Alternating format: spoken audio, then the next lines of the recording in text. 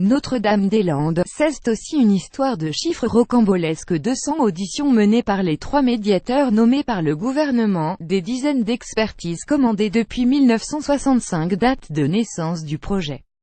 Des centaines de zadistes occupant une zone de non-droit, une consultation locale où le « oui » l'a emporté à 55% et des millions d'euros sans jeu.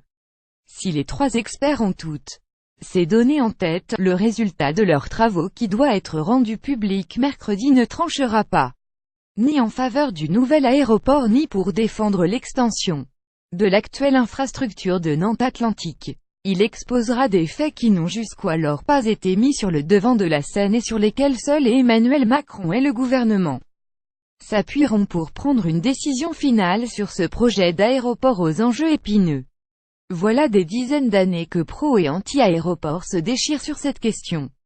Quel camp sera le plus écolo? Le chantier doit voir le jour sur une grande zone humide préservée. C'est plus de 1600 hectares sur lesquels travaillent des agriculteurs, plusieurs rivières y coulent et pas moins d'une centaine d'espèces protégées y vivent. Pour les opposants, et notamment Européen Écologie El Vert, la destruction de ce bocage au profit d'une infrastructure représente un projet très dangereux. Les partisans de NDDL, eux aussi, mettent en avant la problématique environnementale. Pour eux, hors de question d'agrandir l'actuel aéroport de Nantes Atlantique, car de tels travaux mettraient en danger la faune et la flore du lac de Grandlieu, une zone protégée et classée Natura 2000 déjà située en plein couloir aérien. Emmanuel Macron n'ignore aucun de ces arguments. Comment lui, l'homme du « Make Planet Great Again », va-t-il se sortir de ce bourbier écologique? Alors qu'elle organisait la grand-messe du One Planet Summit mardi, la France entend bien continuer de jouer le rôle de porte-voix d'une transition écologique à l'échelle mondiale. Un enclenchement de la construction de l'aéroport pourrait ainsi apparaître comme une tâche indélébile sur ambition d'homme du climat. Il le sait d'autant plus que, dans une interview au Monde datée de mercredi, il a indiqué que la décision finale sera prise selon les intérêts climatiques, en plus des aspects démocratiques et économiques. Dans les quelques éléments qui ont déjà fuité du rapport des 3 médiateurs, un point précis évoque d'ailleurs le bilan carbone. Une rénovation de Nantes Atlantique émettrait moins de gaz à effet de serre que la construction d'un nouvel aéroport à Notre-Dame-des-Landes, mais elle entraînerait la destruction de plusieurs zones humides. Bref, existait-il une bonne solution écologique? Pas si sûr. Lire également le roman Noir de Notre-Dame-des-Landes. C'est certainement la question centrale du dossier. Comment évacuer la ZAD, zone à défendre, de ses occupants? Si Notre-Dame-des-Landes est un casus belli éminemment technique en Loire-Atlantique, la question de l'autorité de l'État interroge l'ensemble du pays. En 2012, l'opération César avait été un fiasco total pour le gouvernement de Jean-Marc Ayrault. Les gardes mobiles s'étaient enlisés dans le bocage humide, forcés de battre en retraite face à des militants survoltés et déterminés. Que le chantier voit ou non le jour, la ZAD devra être évacuée. Pire, elle devra être sécurisée pour éviter une nouvelle occupation devenue quasi militaire, comme le décrit le secrétaire d'État Christophe Castaner. En effet, dans les bois de Notre-Dame-des-Landes, les zadistes les plus radicaux s'arment et minent le terrain. Lames de rasoir soudées sur des boules de pétanque, acide, cocktails Molotov, airs à clous géants et pièges variés. Les forces de l'ordre tiennent un catalogue méticuleux de leurs méthodes d'action. Ils sont peu nombreux, mais savent s'organiser. Et ils peuvent mobiliser d'une façon fulgurante. Du jour au lendemain, on peut passer de 200 à plus de 1000 manifestants. Observe une source policière au Point qui a participé à César. Dans Livre pour que chaque jour compte, l'ancien ministre Bernard Cazeneuve a fait le calcul.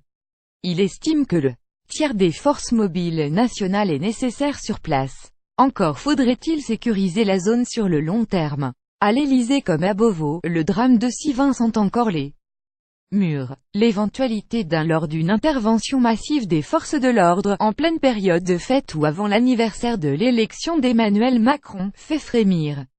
Mobiliser une large part des forces de l'ordre du territoire en pleine menace terroriste, est-ce bien raisonnable? Il le jure, ce n'est pas une ligne rouge. Et il n'en fera aucun chantage. Si j'obtiens des choses dans un rapport de force au sein de l'exécutif, ce n'est pas sain du tout. Je m'épuiserai, ils s'épuiseront et on s'agacera mutuellement, déclarait récemment le ministre de la Transition écologique aux Échos. Reste qu'il ne cache pas opposition, encore aujourd'hui. Je suis contre, et je resterai contre même si on le fait, a-t-il confié à un visiteur du Soir. Démissionnera? Personne ne le sait, pas même Emmanuel Macron qui bichonne ministre le plus populaire tant que faire se peut. Il sait parfaitement que faire l'aéroport de Notre-Dame-des-Landes, c'est perdre l'eau, estimait un ministre en novembre dans nos colonnes. Un des amis de l'ancien présentateur d'Analysé, le président de la République ne peut pas éluder que si Nicolas s'en allait. C'est sa cote de popularité qui dégringolerait. Notre-Dame-des-Landes vaut-il un ministre? Eux aussi mettent la pression. Entrepreneurs bretons et ligériens plaident depuis des années pour la réalisation de l'aéroport. Une aubaine économique pour le territoire, jure-t-il à l'unisson. Mais avant d'y voir un potentiel économique, le chef de l'État et Bercy ont les yeux rivés sur une autre calculette. Selon les médiateurs auteurs du rapport commandé par le gouvernement et dont quelques éléments ont déjà fuité, le coût du réaménagement de l'aéroport existant est fixé entre 415 et 545 millions. Bien moins que les 825 millions d'euros estimés par la Direction générale de l'aviation civile DGAC dans leur rapport de 2013, et bien plus que les 175 millions avancés par les opposants à Notre-Dame-des-Landes.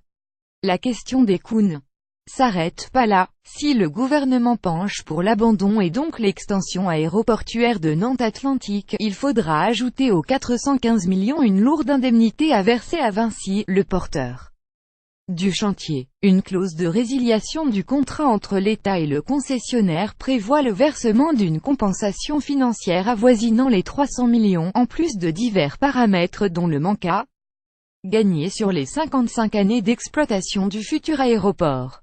Dans le même temps, un abandon du projet serait autant d'économies pour l'État en termes de travaux annexes dont il aura la charge.